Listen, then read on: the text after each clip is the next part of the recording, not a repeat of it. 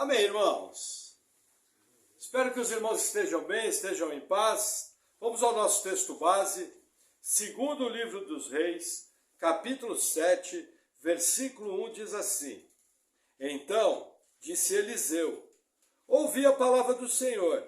Assim diz o Senhor: Amanhã, quase a esse tempo, haverá uma medida de farinha por um ciclo e 2 medidas de cevada por um ciclo, à porta de Samaria.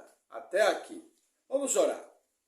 Senhor, nós oramos te agradecendo por tua palavra, oramos pedindo que o Senhor venha com a tua graça, nos dando sabedoria e discernimento. No nome de Jesus, amém.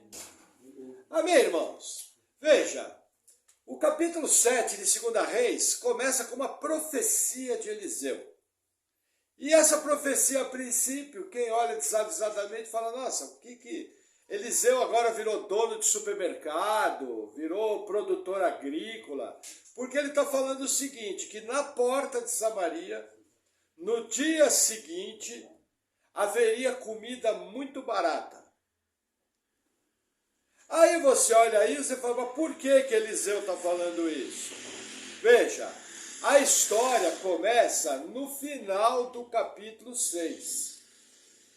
E eu vou estar retomando a narrativa no capítulo 6, até chegar nesse ponto, para nós entendermos o porquê que Eliseu está profetizando comida barata nas portas de Samaria.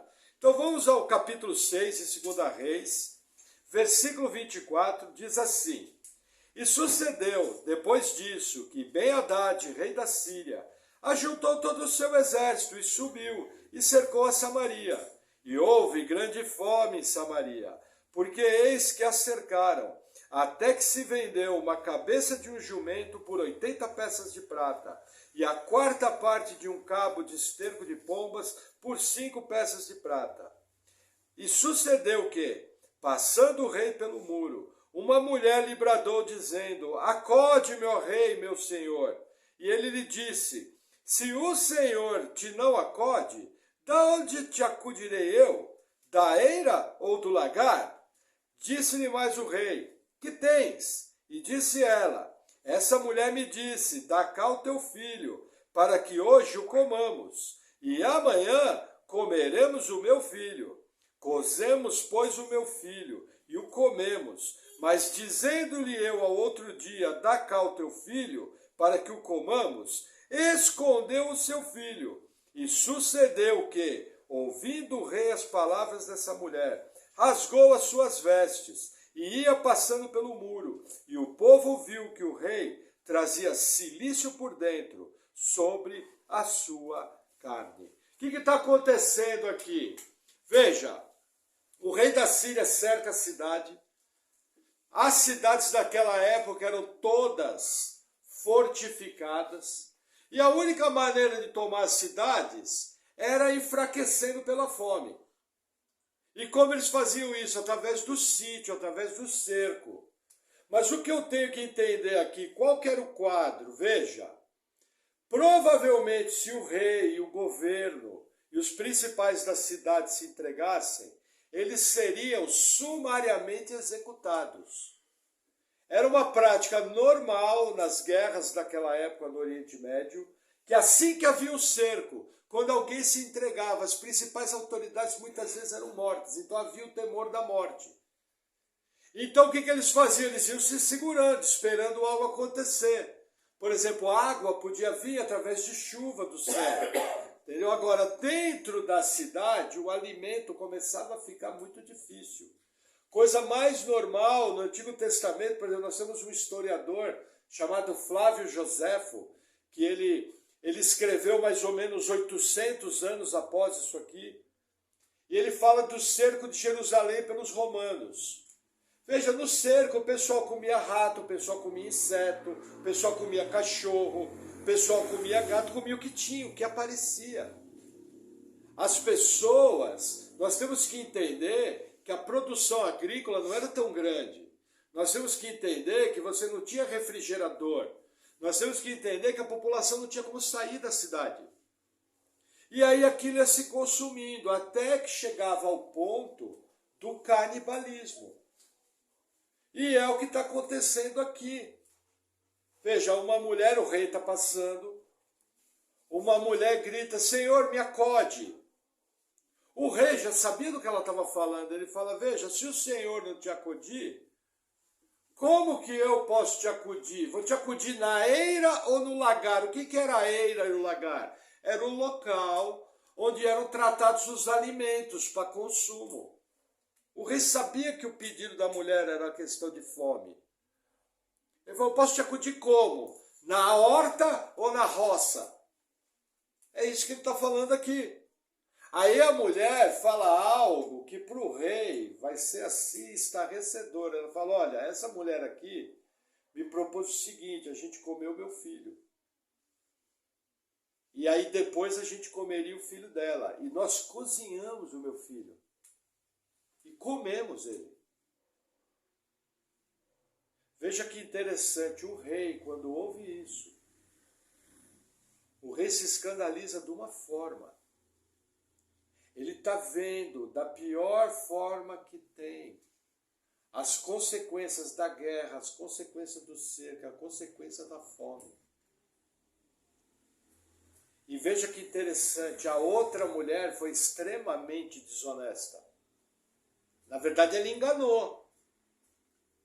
Ela falou, olha, a gente come primeiro o seu e depois comemos o meu. Por quê? Porque durante o cerco, durante as crises, durante as situações difíceis, as pessoas esquecem os seus valores, as pessoas esquecem o seu caráter, as pessoas esquecem os seus princípios. E elas estão prontas a fazer qualquer coisa para obter comida, para manter a sua sobrevivência. Eu lembro, há uns 4 anos atrás, teve um furacão na América Central. As casas dos ricos foram saqueadas. E pessoas só não morreram porque deixaram entrar. Porque senão teriam morrido. Por quê? Porque após o furacão não havia comida na ilha. Não me lembro agora o nome da ilha. E as pessoas literalmente foram lá e roubaram. E pode ter certeza, se acontecer alguma coisa aqui em Curitiba, acontecer alguma coisa em Pinhais, primeira coisa que as pessoas vão sair é sair como uma horda para invadir casas e tomar o que as pessoas têm. Isso é a história humana. E aí o rei, ele rasga as vestes em sinal de protesto. E ele começa a andar por silício. Por que é o silício? É um tecido extremamente grosseiro. Um tecido que ele trazia um desconforto para a pele. O que o rei está fazendo? Ele está mostrando o seu pesar. Ele está mostrando o seu desconsolo por causa daquela situação. E aí vem a grande pergunta. Por que um Deus de amor, por que um Deus bondoso, por que um Deus que tem um compromisso de cuidar do seu povo, autoriza que aconteça um cerco onde até canibalismo acontece? Por incrível que pareça, eu não quero ser frio nem insensível, mas é exatamente isso que a Bíblia fala em Deuteronômio 28, em Ezequiel 5. E Deus fala o seguinte, vocês não cumpriram a minha aliança, eu vou colocar vocês num aperto tal, que vocês vão comer seus filhos à escondida. Vocês vão pegar seus filhos, vocês vão cozinhar eles, e sem ninguém saber, vocês vão jantar eles. Vocês vão almoçar eles. Vocês vão comer.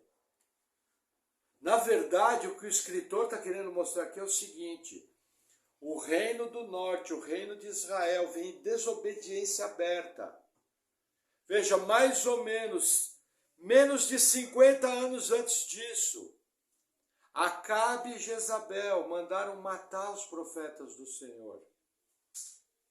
Elias faz chover fogo do céu. Nesse evento, mais de 400 profetas de Baal são mortos. Fica provado que o Senhor é Deus, Jeová, Javé, o Deus Todo-Poderoso, é o Deus de Israel. Havia mais de 7.000 que não se dobraram à idolatria. Mesmo assim, o povo continua insistindo. Mesmo assim, o povo continua na desobediência. Entendeu? Desobedecendo a Deus. Em dias do Antigo Testamento, é terrível. E veja que interessante, Mas alguns anos na frente, aproximadamente entre 50 e 100 anos, o Reino do Norte vai continuar em idolatria, o Reino do Norte vai continuar sem se arrepender. E um outro inimigo muito pior vai vir e vai tirar eles da terra. Eu tenho que entender que Deus, ele fez uma aliança condicional com Israel. Deuteronômio 28 é claro, fala, se vocês me obedecerem, a seguinte bênção seguirão. Agora, se vocês desobedecerem, as seguintes maldições seguirão. Para vocês terem uma ideia, as bênçãos são aproximadamente 14, acho que são 14 versículos, Deuteronômio de 28, de 1 a 14. As maldições são mais de 45 versículos. É fome, é peste, é seca, é inseto destruindo plantação. O povo aqui está em aperto. Agora, olha que interessante, esse rei aqui, que é o rei Jorão, a Bíblia fala que ele não foi um rei tão mau quanto Acabe, o seu pai. E de uma maneira curiosa, aparentemente ele começa a buscar Deus, tipo, Senhor, por que está acontecendo isso? Essa atitude de rasgar a roupa, e essa atitude de andar vestido de cilício, mostra que ele estava buscando algo. Lógico, de uma maneira ímpia. Por quê? Olha a continuação da narrativa. Versículo 31.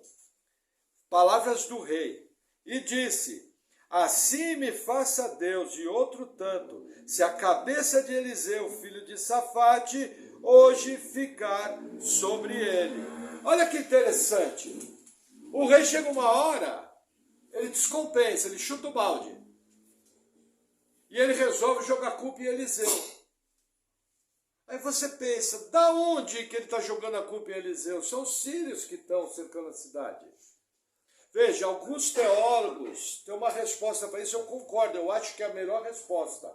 A Bíblia não diz que é isso, mas parece que é. Lembra, no episódio do capítulo anterior, que os sírios foram para prender Eliseu, e aí ele orou, todo o exército ficou cego, e ele levou o exército para o centro de Samaria, e aí o rei perguntou, mato eles? Ele falou, não, não mata, você vai dar um banquete e você vai mandar eles de volta para casa. Provavelmente existe uma ligação. Provavelmente o rei culpa Eliseu, tipo, ó, tá vendo, você mandou os caras embora, e eles agora estão se cercando, e o nosso povo está nesse aperto, e aí o que ele faz? Vou matar Eliseu. Lógico, considerando que sempre que a coisa aperta na história humana, os servos do Senhor são os primeiros a ser perseguidos. Vários governos repetem isso. Normalmente quem é perseguido é o povo do Senhor. Amém? Aí vamos seguir, versículo 32. Estava então Eliseu assentado em sua casa, e também os anciãos estavam assentados com ele. E enviou o rei um homem adiante de si. Mas antes que o mensageiro viesse a ele, disse ele aos anciãos, viste como o filho do homicida mandou-me tirar minha cabeça? Olhai, pois, que, quando vier o mensageiro, fechai-lhe a porta e empurrai-o para fora com a porta. Porventura não vem após ele o ruído dos pés do seu senhor? E estando ele ainda falando com eles, eis que o mensageiro descia a ele e disse, eis que esse mal vem do Senhor. Que mais, pois, esperaria do Senhor? Vamos fazer uma pausa aqui, veja, Deus avisa Eliseu. Ele está sentado com os anciãos, ele fala, olha, o filho do homicida mandou me matar. Quando o mensageiro dele chegar, você segura a porta, não deixa ele entrar, porque logo atrás dele, o rei vai estar junto. Quer dizer, o rei mandou matar e ainda foi se certificar se tinha sido executada a ordem dele. Só que não é brincadeira, mandou passar fio da espada. Deu um decreto de morte sobre Eliseu. Só que aí Eliseu vai responder, conforme nós lemos no versículo 1, capítulo 7. Então disse Eliseu, ouvi a palavra do Senhor, assim diz o Senhor, amanhã, quase a este tempo, haverá uma medida de farinha por um ciclo e 2 medidas de cevada por um ciclo à porta de Samaria.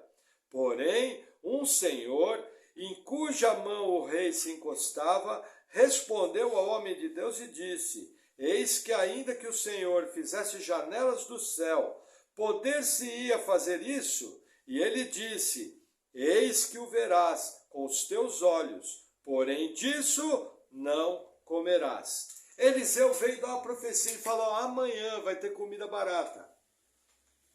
Uma palavra de fé endossada pelo Senhor, uma palavra profética. Sempre que tem uma palavra profética, o que tem? Os incrédulos. Isso aí é besteira. Esse camarada era uma alta autoridade do governo. Mais à frente nós vamos ver que ele era um capitão. E ele estava olhando pelo natural, ele falava: como que vai acontecer isso? Impossível. Eliseu chega para ele e fala: olha, você vai ver acontecer, só que disso você não vai comer. Eliseu profetiza a sua morte. Imaginam como é que ficou o ambiente? Imagina a coragem do profeta. Estão vindo para matar ele. Ele manda, na verdade, primeiro ele resiste à prisão. Porque ele manda fechar a porta na cara. Isso é resistência à prisão. Além de resistir à prisão, ele chama o rei de filho do homicida. Ele xinga o rei. Fala uma verdade. Porque a gente sabe que Acabe, avô desse rei aqui, acho que pai desse rei, fez muita maldade. Entendeu? Só que ele dá uma palavra profética. Quando o outro replica com incredulidade, ele dá uma palavra mais dura ainda. Ele fala: você vai ver, não vai comer dela. O bom entendedor, meia palavra basta. O que é importante aqui? Veja. Hoje em dia, nós entendemos que não existem mais profetas como no Antigo Testamento. Pastor, lá na minha igreja tem um profeta, ele falou um monte de coisa, ele acertou 2 coisas. Veja, isso aí até a adivinhadora de Filipos fazia. E era possessa de demônios.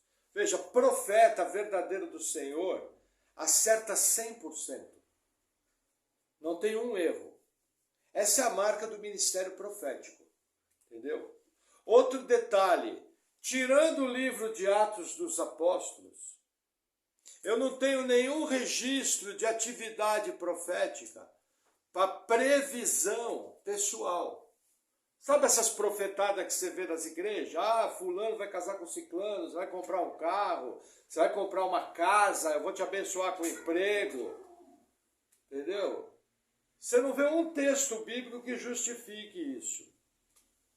Entendeu? Na verdade, isso aí beira a feitiçaria gospel, a adivinhação gospel. Aí você vai falar: mas, pastor, e o sobrenatural de Deus? Deixa eu explicar. No meu entender, existe o que a Bíblia chama de dom de profecia. O que é dom de profecia? São palavras inspiradas pelo Espírito Santo para exortar, redarguir e consolar, para incentivo, consolo e esperança, ou chamar atenção. Entendeu? Outro detalhe, eu não preciso de gente falando que Deus vai me abençoar, porque a Bíblia já diz isso. A Bíblia fala que nós fomos abençoados com toda sorte de bênçãos nas regiões celestes. Se a Bíblia fala, eu preciso que alguém levante e fala. Por exemplo, eu não preciso que alguém fale sobre cura. A Bíblia me ensina que o Deus Todo-Poderoso pode curar a hora que ele bem entende. Agora, pode acontecer o campo do milagre em algumas situações. Eu já vi acontecer isso com muita cautela, com muito cuidado, onde Deus, de uma maneira milagrosa, ele mostrou algo que ninguém sabia, mas aí nós estamos falando de coisa muito séria. Coisa do tipo, quando Ágabo pegou o cinto de Paulo, se amarrou e falou: o dono desse cinto em Jerusalém será preso. Qual que é o problema hoje em dia? Veja, se Deus resolve se comunicar de maneira extraordinária, ele é Deus, ele pode fazer como ele quiser, ele é Deus, ele manda.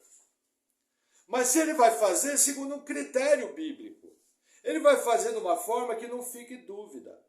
Ele vai fazer de uma forma especial e jamais vai ficar falando algo que já tem na Escritura. Eu não preciso de gente falar algo: o Senhor é contigo, varão, o Senhor te ama, Deus dá saúde, varoa. Tudo isso está escrito na Bíblia. Você crê na Bíblia ou você precisa que alguém te fale? Eu prefiro crer na Bíblia. Eu confio muito mais na Bíblia, inerrante, inspirada. Agora, vou confessar com os irmãos. Em oração, eu já percebi vezes onde Deus me deu algo como se fosse um discernimento. Para, de repente, não fazer determinada coisa. Ou, de repente, entrar por um caminho. Mas isso são coisas muito específicas, que você precisa tomar muito cuidado. O que acontece? Veja, o que eu chamo de caos pentecostal transformou isso em festa, transformou isso num fervo. E aí gera todo tipo de problema, todo tipo de mentira, todo tipo de confusão. E eu quero tratar as coisas de Deus extraordinárias de maneira ordinária. E infelizmente tem muita gente por aí dando profetada. Aí você pergunta: pastor, nossa igreja crê nos dons? Sim, mas com muita cautela, de maneira bíblica, julgando todas as coisas, com muito cuidado, porque vivemos tempo difícil. E aí, na continuação da narrativa, nós vamos ver se Eliseu é um verdadeiro profeta de Deus ou não. Gente, lembra, profeta de Deus acerta 100%, sem nenhuma margem de erro, sem nenhum risco para fora. Essa é a marca de todos os profetas da Bíblia. Amém? Vamos seguir, versículo 3. Deixa eu pegar aqui o bolinho.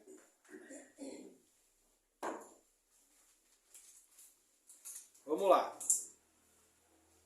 E 4 homens leprosos estavam à entrada da porta, os quais disseram uns aos outros: para que estaremos nós aqui até morrermos?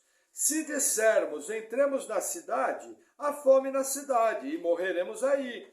E se ficarmos aqui, também morreremos. Vamos nós, pois, agora, e passemos para o arraial dos sírios. Se nos deixarem viver, viveremos. E se nos matarem, tão somente morreremos. E levantaram-se ao crepúsculo para ir ao arraial dos sírios. E chegando à entrada do arraial dos sírios, eis que não havia ali ninguém. Até aqui, vamos fazer uma pausa. Vamos lembrar, a lei de Moisés proibia que os leprosos habitassem junto com a população. Leprosos tinham que viver fora da cidade. Esses 4 estavam na porta de Samaria. O que eles olharam e falaram: olha, se a gente ficar aqui, vamos morrer. Se a gente entrar na cidade, tem fome, lá vão morrer também, vão matar a gente que a gente entrou. Vamos fazer o seguinte, vamos se entregar para os sírios. Talvez até para a gente ser leproso, a gente vai conseguir alguma graça deles. E aí, ao pôr do sol, isso é uma coisa bem estranha, talvez para não chamar atenção, eles se dirigem ao acampamento dos sírios. E quando eles chegam no acampamento dos sírios, com a surpresa, não tinha ninguém, o acampamento estava vazio. E aí o que acontece? Versículo 6, a resposta: porque o Senhor fizera ouvir no arraial dos sírios ruído de carros e ruído de cavalos, como o ruído de um grande exército. De maneira que disseram uns aos outros: eis que o rei de Israel alugou contra nós os reis dos heteus e os reis dos egípcios, para virem contra nós. Por isso se levantaram e fugiram no crepúsculo, e deixaram as suas tendas, os seus cavalos, os seus jumentos, e o arraial como estava, e fugiram para salvarem a sua vida. Até aqui, o que aconteceu? Deus opera um milagre. Ele traz um ruído, ele traz um som como de cavalos, como de um grande exército. E olha que interessante, é Deus que coloca pânico nos nossos inimigos. Por exemplo, nós temos vivido dias no mundo onde a gente percebe claramente a perseguição da igreja, inclusive no nosso país. Tem pastor preso por causa de ter pregado a Bíblia. Entendeu? Tem pastor preso porque chamou pecado de pecado. Entendeu? Isso é o quê? Perseguição. Como é que a gente ora? Senhor, traz confusão no arraial dos nossos inimigos. Baseado em quê? Um dos textos é esse. Gente, quem traz confusão, as pessoas que querem te fazer mal, quem guarda você da mão do homicida, quem guarda você da mão do assaltante, quem guarda a sua casa, quem livra você é Deus. E nós sequer imaginamos as maneiras que Deus usa para nos proteger. Eu costumo brincar. Você vê o irmão Arthur andando na rua junto com o irmão Jomar. Aí o assaltante olha e fala, vou assaltar o Jomar. O outro cutuca falou, não, você está louco? Olha o tamanho daquele cara que está com ele. Irmão Arthur. Aquele cara tem cara de ruim. Ou passa na frente da sua casa, a casa está vazia, vamos entrar. Aí o outro fala, eu não, rapaz, aquilo ali é um perigo. Não estou com uma sensação boa, não vamos não, vamos fazer outra coisa. Por exemplo, eu já vi caso que a pessoa foi ser assaltada perto da casa dela, e quando ela estava para ser assaltada, um vizinho saiu para fora da casa, para fazer não sei o quê. O ladrão olhou o vizinho, saiu correndo, mas o vizinho nem viu o que aconteceu. Simplesmente livrou a pessoa. Isso aqui que aconteceu aqui é muito maior. O pânico que Deus colocou é muito maior, mas nós temos que entender que aqui está envolvida uma palavra profética de Eliseu. Esses camaradas, da onde tiraram que era o exército dos heteus? Da onde tiraram que era o exército do Egito? Ninguém sabe. Foi Deus que colocou essa confusão. E eles saíram de um jeito que eles não pegaram nem cavalo, não pegaram nem arma, não pegaram nada, saíram em pânico. Saíram em verdadeiro pânico. E aí o que acontece? Versículo 8. Chegando, pois, esses leprosos à entrada do arraial, entraram numa tenda e comeram, beberam e tomaram dali prata, ouro e roupas, e foram e os esconderam. Então voltaram e entraram em outra tenda, e dali também tomaram alguma coisa, e foram e a esconderam. Então disseram uns para os outros, não fazemos bem, esse dia é dia de boas novas, e nos calamos. Se esperarmos até a luz da manhã, algum mal nos sobrevirá. Por isso agora vamos e o anunciaremos à casa do rei. Olha que interessante, os leprosos chegaram, olharam tudo vazio. Primeira coisa, a barriguinha falou mais alto. Entraram na tenda, comeram, beberam, cataram objeto de ouro, objeto de prata, cataram roupa, esconderam. Entraram numa outra tenda, fizeram a mesma coisa. Só que quando estava de barriga cheia, um deles teve uma crise de bom senso. Chegou e falou, opa, peraí, é época de boas novas, a turma está passando fome lá na cidade. Nós vamos se dar mal. Se a gente não avisar o que aconteceu, alguma coisa ruim vai acontecer. A coisa bem interessante aqui é o seguinte, quando Deus ele quer operar, ele sempre usa alguém. Seria muito fácil aqui esses homens se embriagarem, encherem a pança e cair dormindo. Muito vinho, muita comida, tinha ouro escondido, tinha roupa, dormia. Imagina a tenda que tem ouro. Será que tem uma cama confortável? Será que tinha comida boa? Provavelmente o jantar estava pronto. O sol tinha se posto. Quando os caras fugiram. Só que graças a Deus alguém teve um bom senso. Gente, cuidado.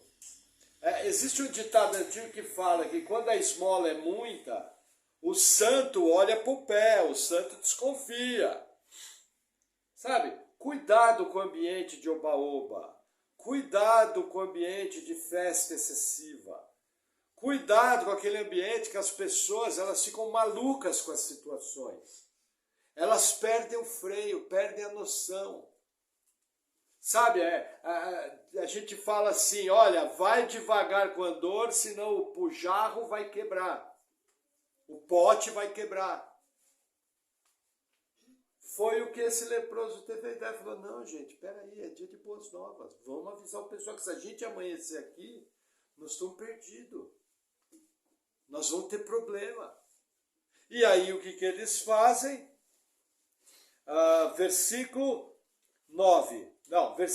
10. Vieram, pois, e bradaram aos porteiros da cidade, e lhes anunciaram, dizendo, fomos ao arraial dos sírios, e eis que lá não havia ninguém, nem voz de homem, porém só cavalos atados, jumentos atados, e tendas como estavam.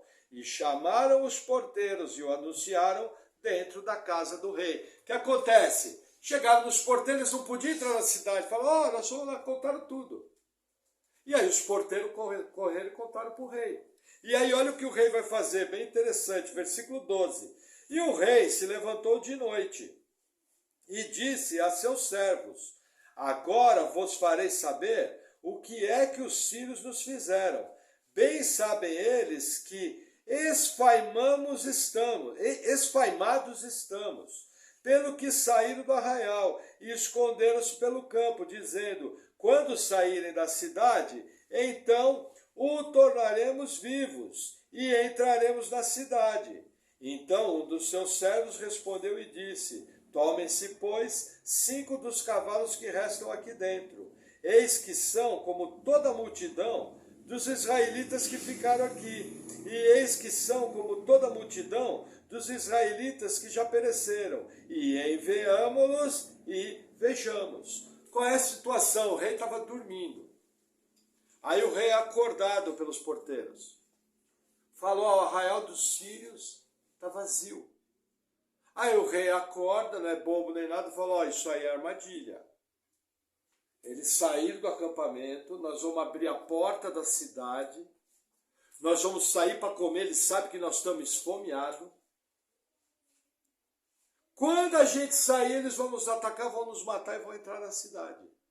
Então não vamos cair dessa. Gente, vou falar uma coisa para você. A princípio, uma atitude prudente. Isso aqui era bem comum. Nós vimos Israel fazer esse tipo de armadilha. Só que veja, a sabedoria habita entre os conselheiros. E um dos conselheiros fala o seguinte, vamos fazer isso, vamos pegar 5 cavalos dos que restaram. O que aconteceu com os outros cavalos? Foram ficando fracos, eles comeram. Virou hambúrguer. Entendeu? Quando eles viram que o cavalo ia ficar fraco, matava e comia. Imagina o aperto. E vamos mandar espiar a terra. Foi um sábio conselho. Porque só seriam expostos 5 homens. O conselheiro mostra que eles não tinham nem condição de lutar. Se eles tivessem que entrar numa guerra aberta, eles iam perder, porque eles estavam fracos, sem suprimento, a fome na cidade, sem cavalo. Era a derrota certa. Na verdade, eles estavam na mão do destino. Mas o rei, de maneira sábia, com certeza iluminado por Deus, veja, esse é o rei que manteve a adoração aos 2 bezerros em Betel e Dan, os pecados de Jeroboão I, aquilo que ofendia grandemente a Deus. E Deus ainda continua tratando com graça. Deus ainda está dando sinais. Eu sou o Deus de Israel, eu cuido de vocês. Mesmo vocês sendo desobedientes, eu cuido. Mesmo eu trazendo aperto, dentro desse aperto ainda existe graça. Porque se Deus fosse apertar para valer, matava todo mundo. E aí o que acontece? Versículo 14. Tomaram, pois, 2 cavalos de carro, e o rei os enviou com mensageiros após o exército dos sírios, dizendo: ide e vede. E foram após eles, até ao Jordão, e eis que todo o caminho estava cheio de roupas e de aviamentos que os sírios, apressando-se, lançaram fora, e voltaram os mensageiros e o anunciaram ao rei. Olha que interessante, a Bíblia quer frisar, em vez de 5 cavalos, pegaram 2. O medo do rei era ficar sem nada. Pegaram 2, e aí saíram atrás. O que eles viram? O caminho cheio de roupa, cheio de aviamentos. O que o povo fez? Eles estavam tão em pânico, que para poder se deslocar mais rápido, eles foram jogando fora as coisas, para poder fugir mais rápido. Imagina o nível do pânico. E aí esses 2 cavaleiros foram até as beiradas do Jordão, e voltaram e relataram para o rei: olha, está assim o caminho, parece que foram embora mesmo. E aí o que vai acontecer? Versículo 16. Então saiu o povo e saqueou o arraial dos sírios, e havia 1 medida de farinha por 1 ciclo, e 2 medidas de cevada por 1 ciclo, conforme a palavra do Senhor. O que está acontecendo aqui? Cumprimento profético. O impossível aconteceu. Sabe aquela história? Fulano está na UTI. Mandaram a família para casa buscar o terno, para vestir o morto. Durante a madrugada acontece um milagre, a pessoa é curada. Esse é o nosso Deus. Ele vai fazer isso todas as vezes? Não, porque Ele é o Senhor da vida. Alguns Ele recolhe. Mas mesmo que Ele recolhe, ninguém pode duvidar que Ele tem poder de fazer. Entendeu? Esse é o nosso Deus. Basta o estalar de dedo, Ele realiza o que Ele quer. A grande questão é, qual que é o propósito de Deus naquela situação? Por exemplo, quando um crente morre, vai para onde? Céu, que bom, né? Na hora. Desliga aqui, liga lá, ao vivo e a cores, abraçando Jesus. Eu pergunto para você, desligar aqui, ligar na eternidade, cara a cara com Jesus, é bom negócio ou é mau negócio? Bom negócio. Quem é que fica com a parte do choro? A gente, a família. Mas quem foi está feliz da vida. Chegar e falar, agora você vai voltar. Não, você está louco, quero voltar não. Estou aqui, daqui não saio, daqui ninguém me tira. Então nós temos que entender que quando pessoas queridas partem, até aqueles que temem o Senhor, é porque aquilo foi a vontade absoluta de Deus. E por motivos que eu desconheço, aquilo aconteceu daquela forma. Coube ao Deus Todo-Poderoso fazer daquela maneira. O meu consolo qual que é? A pessoa já está com o Senhor. Você vê que aqui é o fato. Deus estalou o dedo, chegou um pânico no arraial, saiu tudo. Deus não precisou mover nada, não mandou mosca, não mandou nada, não fez nada, só jogou pensamento. Os caras saíram vazados, em pânico. Evaporaram. E a palavra do profeta se cumpriu. A gente percebe a ênfase, para cumprir a palavra do Senhor. Lembra aquele versículo que fala, a minha palavra não volta vazia. Cumprirá todo o seu propósito. A palavra do Senhor. Tem gente que quer pegar isso e dar esse poder que é exclusivamente de Deus e dizer que eu e você temos o poder de falar e acontecer. Isso é mentira. Não existe um versículo bíblico que sustente essa doutrina. O único ser do universo que fala e acontece é o Deus Todo-Poderoso. Eu posso orar, Senhor, Tu és poderoso para fazer. Eu confio que o Senhor tem poder. Inclina os teus olhos. Aí você vai orar de uma maneira bíblica. E Deus vai escolher se Ele vai fazer ou não. Nosso papel é orar, nosso papel é clamar, nosso papel é fazer que nem o rei. Rasgar a roupa, meter silício, jejum, oração, clamor, pede oração para os irmãos, pede oração para a igreja. Não importa o que você faça, sendo dentro do campo da oração e do pedido, Pode fazer o que quiser na quantidade que você fizer, está fazendo certo. Quando a crise vem, tem que orar mesmo. Quando a crise vem, chora mesmo. Quando a crise vem, vai aos pés do Senhor. Não tenha vergonha de fazer isso, mas Ele vai escolher o que Ele vai fazer. E você vai compreender a sabedoria do Senhor. Nesse caso aqui, foi dada uma palavra a Eliseu, a palavra cumpriu. Agora, olha que interessante vai acontecer. 17. E puseram o rei à porta, o Senhor em cuja mão se encostava, e o povo o atropelou na porta e morreu, como falara o homem de Deus, o que falou quando o rei descera a ele. Olha que interessante.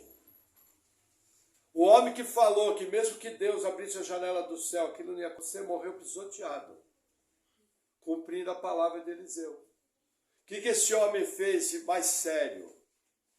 Vamos analisar a situação com calma. Ele disse que o Deus de Israel não tinha poder de fazer aquilo. Sabe quando o crente vira e fala, nossa, nem Deus? Olha o que a pessoa está falando. Eu já vi incrédulos falar isso. Se um incrédulo falar do seu lado, você com muito jeito fala, olha, eu sei que... Mas sempre creia no poder de Deus. Não fale dessa forma. Eu sei que você está chateado, eu sei que você... Vamos orar agora, vamos crer. Deus pode todas as coisas. Esse camarada morreu, porque ele mexeu no Todo-Poderoso. Jamais duvide do que Deus pode fazer, jamais duvide. A nossa pergunta não é se Deus pode. A nossa pergunta é se Deus quer. Entendeu? Mas eu tenho que confiar, gente, eu tenho que confiar que Deus é o Todo-Poderoso. O rei colocou aquele homem para segurar uma multidão. Tá maluco? Gente, uma multidão esfomeada, ninguém segura. O camarada morreu. Entendeu? Cumprindo a palavra do profeta Eliseu. Que não foi nem um pouco doce. Eliseu podia falar, olha, você se arrepende. E crê no Senhor, para que nenhum mal te aconteça. Eliseu não fez nada disso. Eliseu chegou e falou, ó, você vai ver e você não vai comer. Deu um decreto de morte. E aconteceu. E aí a narrativa vai avançar. Versículo 18, comprovando o que eu falei. Porque assim sucedeu como o homem de Deus falara ao rei, dizendo, amanhã, quase a esse tempo, haverá 2 medidas de cevada por um ciclo, e 1 medida de farinha por um ciclo, à porta de Samaria. E aquele Senhor respondeu ao homem de Deus e disse, eis que ainda que o Senhor fizesse janelas do céu, poderia isso suceder? E ele disse, eis que o verás com os teus olhos, porém dali não comerás. E assim lhe sucedeu, porque o povo atropelou a porta e morreu. Gente, lembra que eu falo que quando um capítulo bíblico repete 2 vezes a mesma coisa, ali tem um ensino importante? O capítulo repete novamente. O fato do final do capítulo, do começo do 7. Veja que interessante, a narrativa começa com a profecia e a incredulidade. E a narrativa termina com o cumprimento da profecia e a consequência da incredulidade. Gente, Deus não tem parte com pessoas incrédulas. Entendeu? Lembra? A fé é o firme fundamento daquilo que não se vê. Entendeu? Alguém aqui já conversou com alguém que voltou da vida eterna? Alguém aqui já conversou ao vivo e a cores com alguém que viu Jesus ressuscitado? Você crê que você tem a vida eterna? Eu creio. Por quê? Pela fé nas palavras do Senhor. Lembra que Jesus falou? Vocês estão felizes, vocês estão vendo, mas vai ter gente que nunca viu e vai crer e vai também ser muito feliz, vai se alegrar demais. Esses somos nós. Nós não sabemos o que Deus vai fazer, nós não sabemos como vai ser o dia de amanhã, mas nós sabemos, servimos um Deus bom, um Deus que cuida do seu povo, um Deus que guia nossas vidas. E mesmo quando eu tenho problemas, Ele tem algo a me ensinar. Mesmo quando eu tenho problemas, muitas vezes fui eu que provoquei o problema. Muitas vezes aquele problema é uma disciplina. Entendeu? Normalmente aquele problema vai me trazer um fim proveitoso. Seja ele um problema de saúde, seja ele um problema financeiro, seja ele um problema familiar. Porque quando eu estou em festa, eu não vejo TV. Esse rei aqui andava numa boa. Quando ele saiu andar na cidade e a mulher falou que tinha praticado canibalismo, a ficha caiu. Ele tomou um choque de realidade. O povo está comendo as crianças um dos outros. Rasgou a roupa e vestiu o saco de cera. Sabia que tem problema que Deus ordena sobre a sua vida, que é para você acordar? E na verdade aquele problema está te livrando de algo pior. Se Deus não brecar aquele seu comportamento errado antes, o que vai vir depois é muito pior. Aí Deus, na sua bondade, traz um aparente prejuízo para brecar você. Aí você acorda, passa pela tribulação, passa pela situação, e aí depois você entende, fala, nossa, glória a Deus, mesmo quando foi difícil, Deus usou aquilo para esse bem, aquele bem, aquele bem, aquele bem. O problema é que quando eu estou no olho da tempestade, eu não consigo enxergar bem, porque a tempestade só tem chuva, areia, granizo. Quando eu estou no olho da tempestade, eu quero só me defender da tempestade. Mas depois que a tempestade passa, eu começo a enxergar, pela graça de Deus, a bondade, a mão de Deus guiando. Normalmente, agora eu vou falar um testemunho pessoal, na minha vida, quando acontecem problemas, são duas situações. Primeira, eu provoquei. E Deus está querendo me ensinar. Segundo, o Senhor está me ensinando algo especial através daquele problema. Está trazendo amadurecimento na fé. Mesmo sem eu ter culpa. É um ensino, é um processo de ensino normal. Agora, o que é mais importante? Quem crê, confia. Deus é bom. Deus cuida dos seus filhos. E mesmo que você esteja na prova, você esteja na tempestade, Ele está segurando a sua mão, estou falando de uma maneira figurativa, Ele está segurando você no colo, para que você passe pela tempestade. Entendeu? E quando você passar pela tempestade, você é outro. Você conhece muito melhor a Deus, você é muito mais maduro na fé, você é muito mais forte espiritualmente, muito mais confiante no poder de Deus. Sempre tenha na cabeça, Deus é bom, Deus pode e Ele faz. Jamais duvide disso. Amém? Vamos orar? Senhor, obrigado por Tua palavra. Eu oro em nome de Jesus te agradecendo e oro pedindo, Senhor, que o Senhor venha trazendo essa confiança inabalável ao nosso coração. Que mesmo quando nós não entendemos, o Senhor possa vir com o Teu poder, com a Tua graça, nos capacitando para toda boa obra. No nome de Jesus, amém.